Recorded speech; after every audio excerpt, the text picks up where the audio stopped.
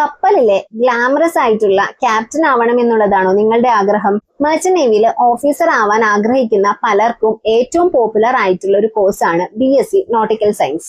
പക്ഷേ ഈ കോഴ്സ് എന്താണ്, ഈ ഒരു കോഴ്സ് പഠിക്കാൻ വേണ്ടിയിട്ടുള്ള എലിജിബിലിറ്റി എന്താണ്, ഫീസ് എത്ര വരും, ഫ്യൂച്ചറിലെ സ്കോപ്പ് എന്താണ്, പ്ലേസ്മെന്റ് ഉണ്ടാവോ, ഇത്രയും കാര്യങ്ങളൊന്നും അറിയാത്തവരാണ് പലരും.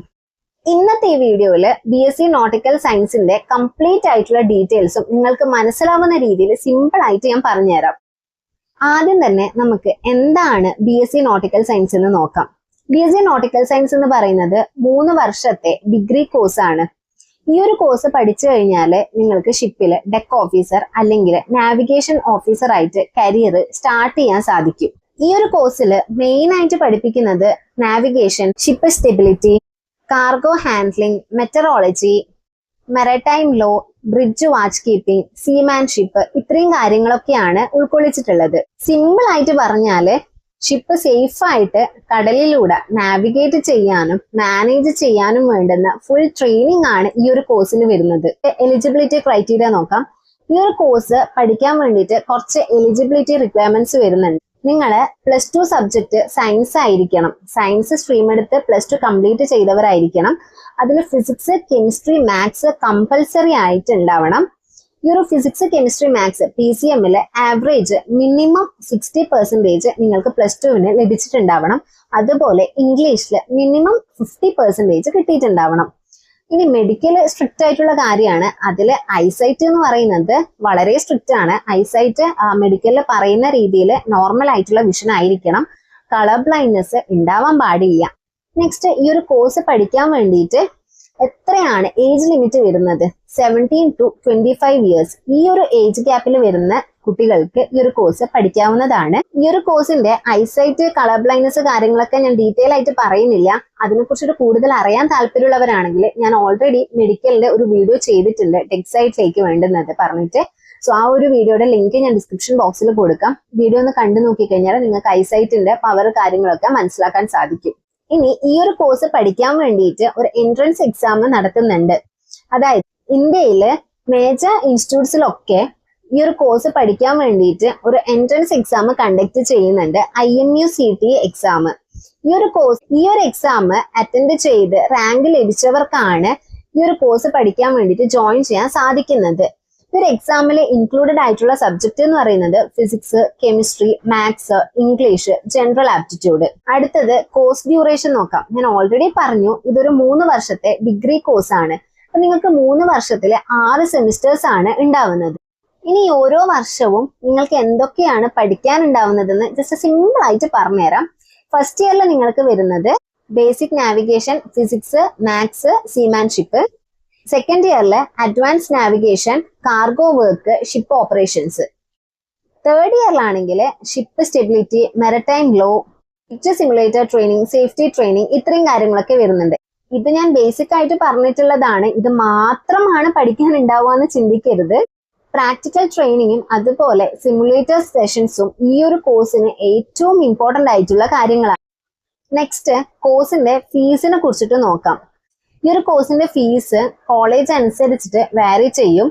ഗവൺമെന്റ് ഓർ IMU അഫിലിയേറ്റഡ് ആയിട്ടുള്ള കോളേജസിലൊക്കെയാണ് പഠിക്കുന്നതെങ്കിൽ IMU അഫിലിയേറ്റഡ് കോളേജസിലാണ് പഠിക്കുന്നതെങ്കിൽ ഫീസ് അപ്രോക്സിമേറ്റ്ലി ഒരു 2 to 4 lakh വരാം. ഇനി പ്രൈവറ്റ് കോളേജസിലാണ് പഠിക്കുന്നതെങ്കിൽ അപ്രോക്സിമേറ്റ്ലി 6 to 10 lakh വരാം. ഇത് ഈ പറഞ്ഞതുപോലെ ഫിക്സഡ് ആയിട്ടുള്ള ഒരു ഫീസ് അല്ല ഞാൻ പറയുന്നത്, ഇൻസ്റ്റിറ്റ്യൂട്ട്സിനെ അനുസരിച്ചിട്ട് വാരി ചെയ്യും. നിങ്ങൾ ഈ ഒരു 3 വർഷത്തെ കോഴ്സ് പഠിച്ചു കഴിഞ്ഞു, സർട്ടിഫിക്കറ്റ് ഒക്കെ ലഭിച്ചു എന്ന് കരുതിയിട്ട് ഡയറക്റ്റ് നിങ്ങൾക്ക് ഫസ്റ്റ് തന്നെ ഓഫീസർ ആയിട്ട് ഷിപ്പിൽ ജോയിൻ ചെയ്യാൻ സാധിക്കില്ല. ആദ്യം തന്നെ കോഴ്സ് പഠിച്ചു കഴിഞ്ഞ് ജോലിക്ക് കയറുന്നത് ഒരു ഡെക്ക് കാഡറ്റ് ആയിട്ടായിരിക്കും. ഡെക്ക് കാഡറ്റ് ആയിട്ട് നിങ്ങൾക്ക് ഷിപ്പിൽ ഫസ്റ്റ് തന്നെ ജോയിൻ ചെയ്യാൻ സാധിക്കും. അവിടുന്ന് പിന്നെ നിങ്ങളുടെ എക്സ്പീരിയൻസ് ഒക്കെ കംപ്ലീറ്റ് ചെയ്ത് കഴിഞ്ഞാൽ നിങ്ങൾക്ക് പ്രൊമോഷന് വേണ്ടിയിട്ടുള്ള എക്സാം അറ്റൻഡ് ചെയ്യാൻ വേണ്ടിയിട്ട് നിങ്ങൾ പിന്നെ എലിജിബിൾ ആയി. സോ നിങ്ങൾ എക്സാം ഒക്കെ എഴുതിയിട്ട് നിങ്ങൾക്ക് 3rd ഓഫീസർ ആകാം.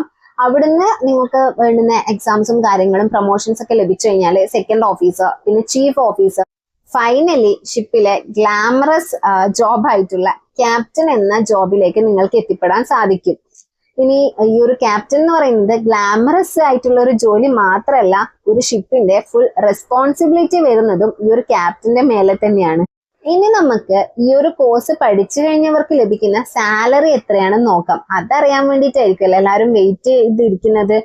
സോ ഫസ്റ്റ് തന്നെ ലഭിക്കുന്ന സാലറി എന്ന് പറയുന്നത് കമ്പനിയും, ഏതൊരു ഷിപ്പിംഗ് കമ്പനിയിലാണോ നിങ്ങൾ ജോലി ചെയ്യുന്നത് ആ ഒരു കമ്പനിയുടെ അനുസരിച്ചിരിക്കും. അതുപോലെ തന്നെ ഏത് വെസലിലാണോ, അതായത് ടാങ്കർ വരുന്നുണ്ട്, ബൾക്ക് കാരിയർ വരുന്നുണ്ട്, കണ്ടെയ്നർ വരുന്നുണ്ട്, അങ്ങനെ വെസൽ ടൈപ്പിനെ അനുസരിച്ചിരിക്കും നിങ്ങളുടെ സാലറി എന്ന് പറയുന്നത്.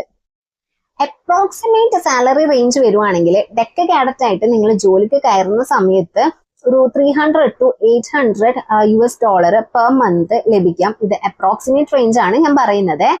ഷിപ്പിലെ നിങ്ങളുടെ എക്സ്പീരിയൻസ് കൂടുന്നതിനനുസരിച്ചിട്ട് നിങ്ങൾക്ക് ലഭിക്കുന്ന സാലറിയിലും ഇൻക്രീസ് ഉണ്ടാവും. ഇനി കുറച്ച് ഇമ്പോർട്ടന്റ് ടിപ്സ് ഞാൻ പറയാം. ഈ ഒരു കോഴ്സ് ജോയിൻ ചെയ്യുന്നതിന് മുന്നേ നിങ്ങൾ ശ്രദ്ധിക്കേണ്ട കുറച്ച് കാര്യങ്ങൾ.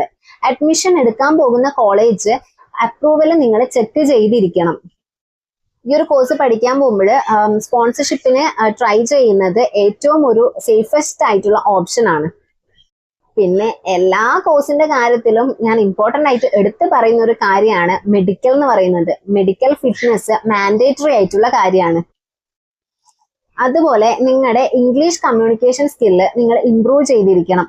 കാരണം ഈ ഒരു കോഴ്സ് നിങ്ങൾ പഠിക്കാൻ പോകുന്ന സമയത്ത് ലാംഗ്വേജ് വരുന്നത് ഇംഗ്ലീഷിലായിരിക്കും. അതുപോലെ ഈ കോഴ്സ് പഠിച്ചു കഴിഞ്ഞ് നിങ്ങൾ പ്ലേസ്മെന്റ് ഒക്കെ നോക്കുന്ന സമയത്ത്, അല്ലെങ്കിൽ ഷിപ്പിംഗ് കമ്പനീസിനെ ഇന്റർവ്യൂസ് ഒക്കെ നോക്കുന്ന സമയത്ത് ഇന്റർവ്യൂസിന്റെ മോഡൊക്കെ വരുന്നത് ഇംഗ്ലീഷ് ആയിരിക്കും. സോ നിങ്ങൾ ഈ കോഴ്സ് ജോയിൻ ചെയ്യുന്നതിന് മുന്നേ തന്നെ നിങ്ങളുടെ ഇംഗ്ലീഷിന്റെ കമ്മ്യൂണിക്കേഷൻ സ്കിൽസ് ഒക്കെ ഇംപ്രൂവ് ചെയ്യുന്നത് എന്തുകൊണ്ടും നല്ലതായിരിക്കും.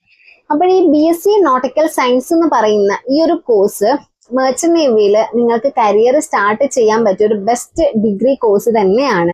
ഇന്നത്തെ വീഡിയോയില് BSc നോട്ടിക്കൽ സയൻസിനെ കുറിച്ചിട്ടുള്ള കംപ്ലീറ്റ് ആയിട്ടുള്ള ഡീറ്റെയിൽസ് ഞാൻ പറഞ്ഞിട്ടുണ്ട്. ഈ ഒരു കാര്യങ്ങൾ കേട്ടിട്ടും നിങ്ങൾക്ക് എന്തെങ്കിലും കോഴ്സ് റിലേറ്റഡ് ഡൗട്ട് കാര്യങ്ങൾ വരുന്നുണ്ടെങ്കിൽ കമന്റ് സെക്ഷനിൽ ചോദിക്കാവുന്നതാണ്. ഇല്ലാന്നുണ്ടെങ്കിൽ Instagram ID മെൻഷൻ ചെയ്യാം, അതിൽ നിങ്ങൾക്ക് മെസ്സേജ് അയക്കാവുന്നതാണ്.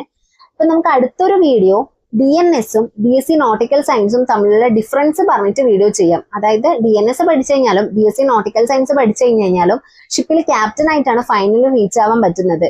സോ എന്താണ് ഈ രണ്ട് കോഴ്സും തമ്മിലുള്ള ഡിഫറൻസ് എന്നുള്ളത് നമുക്ക് അടുത്ത വീഡിയോയിൽ ചെയ്യാം. ഇതുപോലെയുള്ള ഇൻഫോർമേറ്റീവ് ആയിട്ടുള്ള വീഡിയോസ് അറിയാൻ താല്പര്യമുള്ളവരാണെങ്കിൽ ചാനൽ സബ്സ്ക്രൈബ് ചെയ്യാൻ മറക്കരുത്. അതുപോലെ മെർച്ചന്റ് നേവിയിൽ ജോലിക്ക് കയറാൻ ആഗ്രഹിക്കുന്ന ഏതെങ്കിലും ഒരു കുട്ടീനെയോ അല്ലെങ്കിൽ അവരുടെ പാരന്റ്സിനോ നിങ്ങൾക്ക് അറിയാമെങ്കിൽ അവർക്ക് ഈ വീഡിയോ ജസ്റ്റ് ഒന്ന് ഷെയർ ചെയ്ത് കൊടുത്തേക്കും. സോ അടുത്ത വീഡിയോ മറക്കണ്ട, DNS versus BSc nautical science. ആ ഒരു വീഡിയോ ആയിട്ട് വരുന്നത് വരെ ബൈ, താങ്ക് യു.